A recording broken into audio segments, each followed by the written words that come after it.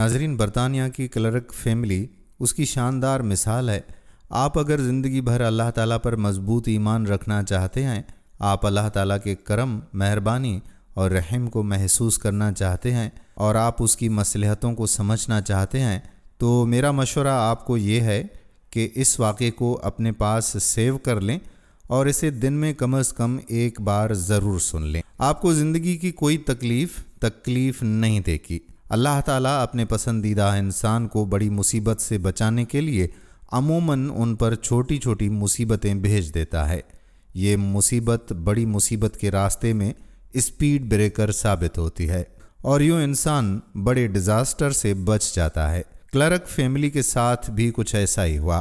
Mister اور Mrs clerk دونوں کام کرتے تھے۔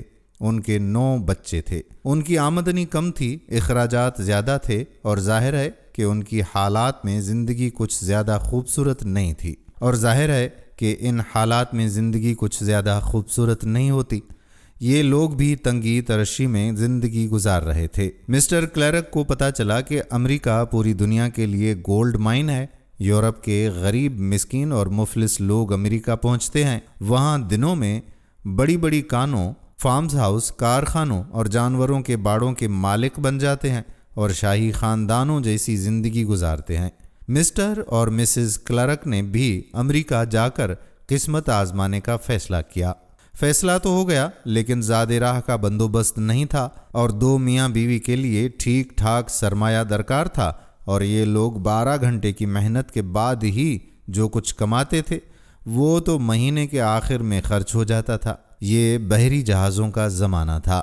یورپ کی 8 بڑی بندرگاہوں سے شپ چلتے تھے اور 3 سے 6 ماہ میں امریکہ پہنچتے تھے۔ مسٹر اینڈ مسز کلرک نے ہر صورت میں امریکہ جانے کا فیصلہ کر لیا تھا۔ انہوں نے رقم کا تخمینہ لگایا اور اوور ٹائم شروع کر دیا۔ اپنی خوراک میں بھی کمی کر دی، سردیوں کے کپڑے خریدنا بند کر دیے اور پرانے پھٹے کپڑوں میں گزارا کرنے لگے۔ دوست احباب اور رشتہ داروں سے قرض لیا۔ آبائی زمین کا ایک واحد ٹکڑا ان کے پاس تھا جو بھی انہوں نے بیچ دیا۔ گھر رہن رکھا، اور یوں 2 سال کی مسلسل کوشش کے بعد اتنی رقم جمع کر لی جس سے یہ لوگ لاس اینجلس پہنچ سکتے تھے۔ وہ مسٹر کلرک کی زندگی کا شاندار دن تھا جب وہ پورٹ گیا۔ اس نے رقم کاؤنٹر پر رکھی اور بحری جہاز کے 3rd کلاس کمپارٹمنٹ میں 10 لوگوں کے سفر کا ٹکٹ خرید لیا۔ یہ ٹکٹ دیکھ کر پورا خاندان خوش ہو گیا۔ دوستوں نے ان کی الوداعی دعوتیں شروع کر دیں۔ کلرک فیملی نے اپنا سامان بھی باندھ لیا اور اپنی نوکریوں سے استعفیٰ بھی دے دیا۔ لیکن روانگی سے 3 دن پہلے کلرک فیملی ایک چھوٹے سے مسئلے کا شکار ہو گئی، اور یہ حادثہ اگلے دن ان کی زندگی کا خوفناک ترین مسئلہ بن گیا۔ کلرک کی فیملی کا ایک بچہ اس شام اپنے دوست کو الوداعی کہنے کے لیے اس کے گھر گیا۔ وہ واپس آ رہا تھا تو راستے میں آوارہ کتے نے اسے کاٹ لیا۔ مسٹر کلرک اسے ڈاکٹر کے پاس لے گئے۔ ڈاکٹر نے بچے کا بازو سی دیا، لیکن ساتھ ہی اسے کتے کے کاٹے کا مریض قرار دے دیا۔ اس وقت اسکاٹ لینڈ میں روایت تھی کہ ڈاکٹر خطرناک مریضوں کے گھر کے مرکزی دروازے پر پیلے رنگ کی چٹ لگا دیا کرتے تھے۔ اس چٹ کا یہ مطلب ہوتا تھا کہ مریض ابھی زیر معائنہ ہے، اور جب تک ڈاکٹر اجازت نہیں دے گا یہ اس وقت تک گھر سے باہر نہیں نکل سکے گا۔ ڈاکٹر نے کلرک خاندان کے دروازے پر بھی پیلی چٹ لگا دی۔ اس چٹ کے بعد کلرک فیملی امریکہ نہیں جا سکتی تھی۔ یہ کلرک خاندان کے لیے جان لیوا صدمہ تھا۔ انہیں یوں محسوس ہو رہا تھا کہ جیسے آسمان جلتی ہوئی موم بتی کی طرح آہستہ آہستہ پگھل کر ان کے زخموں پر گر رہا ہو۔ مسٹر اور مسز کلرک نے اپنے بیٹے کو اس بحران کا ذمہ دار قرار دیا۔ وہ اسے بری طرح ڈانٹنے لگے۔ اگلے دن مسٹر کلرک ٹکٹ واپس کرنے گیا تو پتہ چلا کہ ٹکٹ کی واپسی کا وقت گزر چکا ہے۔ یوں ان کی رقم بھی ڈوب گئی۔ مسٹر کلرک بری طرح سے ٹوٹ کر رہ گیا۔ جس دن جہاز پورٹ سے روانہ ہونا تھا اس دن مسٹر کلرک، ان کی بیگم اور ان کے 8 بچے بندرگاہ پر پہنچے اور جہاز کو گہرے پانیوں کی طرف جاتے ہوئے دیکھ کر دیر تک روتے رہے۔ آنے والے دن فیملی کے لیے زیادہ خوفناک ثابت ہوئے۔ مکان رہن تھا، زمین بھی بک چکی تھی، نوکری بھی ختم ہو چکی تھی اور عزیز رشتہ دار اور دوست کہ تم امریکہ کب جا رہے ہو یہ کہہ کر انہیں چھیڑ رہے تھے۔ ان حالات نے مسٹر کلارک کی پوری فیملی کو شدید ڈپریشن کا شکار بنا دیا۔ یہ لوگ سارا دن گھر میں چھپے رہتے تھے اور اپنے اس بچے کو کوستے رہتے تھے جس کا زخم عین وقت پر ان کی کامیابی کے راستے میں رکاوٹ بن گیا۔ کئی دن اس بات کو گزر گئے۔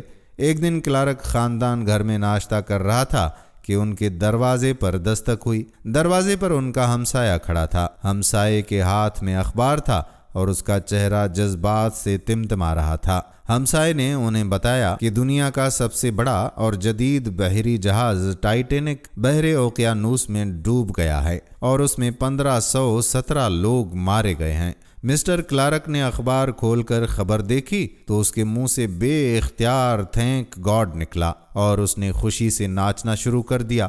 جی ہاں، کلارک فیملی بھی ٹائٹینک ہی کے ذریعے امریکہ جا رہی تھی، لیکن یہ لوگ عین وقت پر کتے کے کاٹنے کی وجہ سے سفر پر نہ جا سکے اور یوں موت سے بچ گئے۔ کلارک اخبار لہراتا ہوا گھر کے اندر آیا۔ اس نے اپنے بیمار بیٹے کو گلے لگایا اور دیر تک اس کا شکریہ ادا کرتا رہا۔ مسٹر کلارک اور اس کے باقی 8 بچے بھی اس بچے کے گرد کھڑے ہو گئے اور وہ بھی اپنے بھائی کا شکریہ ادا کرتے رہے۔ آپ اب اس خبر کے بعد کی صورتحال بھی ملاحظہ کیجیے۔ وہ بچہ جو صبح تک اپنے آپ کو اپنے خاندان کی خوشیوں کا قاتل سمجھ رہا تھا، وہ چند لمحوں میں خاندان کا مسیحا بن گیا۔ وہ خاندان جو اس بچے کو اپنا مجرم سمجھ رہا تھا، وہی خاندان اسے اپنا محسن سمجھنے لگا۔ وہ لوگ جو کل تک ان لوگوں کو امریکہ نہیں گئے کا تانا دے کر تنگ کر رہے تھے، وہ خوش قسمتی اور خوش بختی پر انہیں مبارکباد دینے لگے۔ مسٹر کلارک جو کل تک خود کو دنیا کا بد قسمت ترین شخص سمجھ رہا تھا، اسے اچانک محسوس ہوا کہ نہیں، وہ دنیا کے خوش قسمت لوگوں میں شمار ہوتے ہیں۔ اس احساس نے اس کے اعتماد میں اضافہ کر دیا۔ اس نے اپنا کاروبار شروع کرنے کا فیصلہ کیا۔ مسٹر کلارک کا خاندان بعد ازاں جوتا سازی کے کاروبار سے منسلک ہوا اور آج ان کے بنائے ہوئے جوتے پوری دنیا میں مشہور ہیں۔ آپ ذرا غور کیجئے، اگر اس دن کلارک کے بیٹے کو کتا نہ کاٹتا، اگر ڈاکٹر ان کے دروازے پر پیلے رنگ کی چٹ نہ لگاتا تو کیا ہوتا؟ کلارک خاندان جہاز میں سوار ہو جاتا اور یہ لوگ بھی جہاز کے دوسرے بدنصیب مسافروں کے ساتھ پانی میں ڈوب جاتے۔ لیکن اللہ تعالیٰ نے کیا کیا؟ اللہ تعالیٰ نے ایک چھوٹی سی مصیبت نازل کر کے انہیں ایک بڑی مصیبت سے بچا لیا، ان کو موت کے چنگل سے نکال لیا۔ ہم سب لوگ روزانہ ایسی چھوٹی چھوٹی مصیبتوں کا شکار ہوتے رہتے ہیں۔ ہماری گاڑی کا پہیہ فلیٹ ہو جاتا ہے، ہماری نئی شرٹ پر چائے گر جاتی ہے، ہم بڑی اہم میٹنگ کے لیے نکلنے لگتے ہیں لیکن اچانک ہمارے بچے کے ہاتھ پر چوٹ لگ جاتی ہے، ہمیں ہماری مرضی کی نوکری نہیں ملتی، ہم اچھے پرچے دینے کے باوجود امتحان میں فیل ہو جاتے ہیں، ہماری رقم ڈوب جاتی ہے، ہمارا قریب ترین دوست ہمیں دھوکہ دے جاتا ہے، ہمارا کتا ہمارا قیمتی جوتا چبا جاتا ہے، ہمارے سر پر پنکھا گر جاتا ہے، ہمارے دودھ سے چپکلی نکل آتی ہے، ہماری فلائٹ مس ہو جاتی ہے یا ہماری گاڑی کا ایکسیڈنٹ ہو جاتا ہے اور ہم دیر تک خود کو بدنصیب قرار دیتے رہتے ہیں۔ ہم اللہ تعالیٰ کے ساتھ شکوے کرتے رہتے ہیں کہ یہ صرف میرے ساتھ ہی کیوں ہوتا ہے۔ ہم اللہ تعالیٰ سے پوچھتے رہتے ہیں کہ کیا صرف ہم ہی تمہارے امتحان کے لیے رہ گئے ہیں۔ ہم مہینوں تک خود کو کوستے رہتے ہیں لیکن ہم نے کبھی ان چھوٹی چھوٹی مصیبتوں کے پیندے میں چھپی خوش قسمتی پر کبھی توجہ نہیں دی۔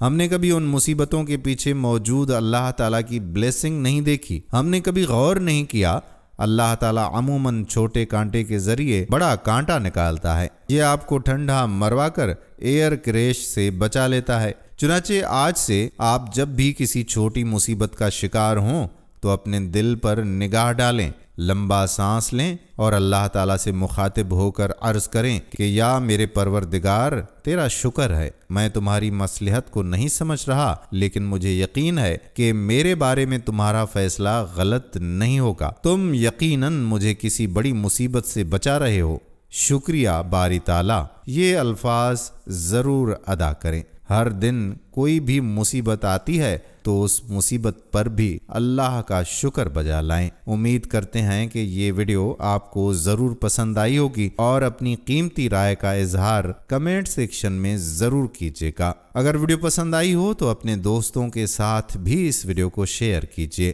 آنے والی ویڈیو تک اپنے میزبان قادر بخش کلہوڑو کو اجازت دیجیے۔ اللہ حافظ۔